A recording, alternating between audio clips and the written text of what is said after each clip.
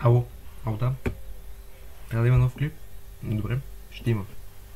Здравейте хора, аз съм Бочета и това е новия клип, който ще... Сега да говоря за Димов. Не знам какво мисля за Димов.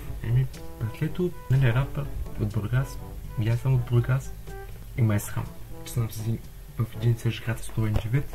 Когато да си говорим, наистина Димов, както знаете, пее за балони, не за секс и тем подобни работи, които в мен не е нормално.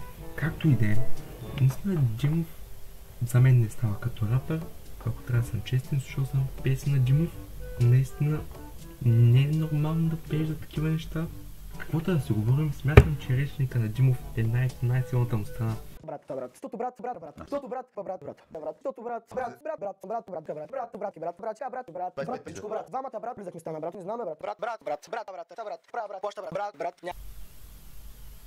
Така, както видяхте сега, наистина много силен речник. Най-големите философи, учени и точно най-умните хора на света биха му завидели за този речник.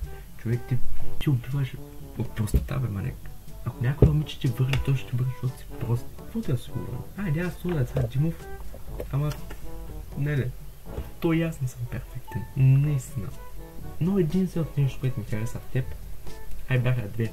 Едното беше, че ми попадано клипче, дето беше на подкаст при някой, вече не спомням кой, където каза, че да се пият жени, нали, не е хубаво, за което е така. И следващото нещо, което хората на мен направи впечатление, където нали, беше направено от децака е Павел Колев и бяха поканили Памеца, още някакви рандъм жени, като една тях се оказа мъж и да, нали, Димов малко е насоли, че е мъж. Аз принципно нямам проблем с хомосексуалистите, обаче нема кефе така да ми се обличат. Иначе нищо против тебе. Добре. Да. Аз ти казах да, в смисъл просто няма как да продължим разговора, наистина. Не ми е приятно да те гледам. За което го разбирам и за което наистина ева. И да, наистина това е клипа, това беше, което се създадох днес. Надявам се да ви е харесал, абонирайте се, пуснете лайка и айде, чао!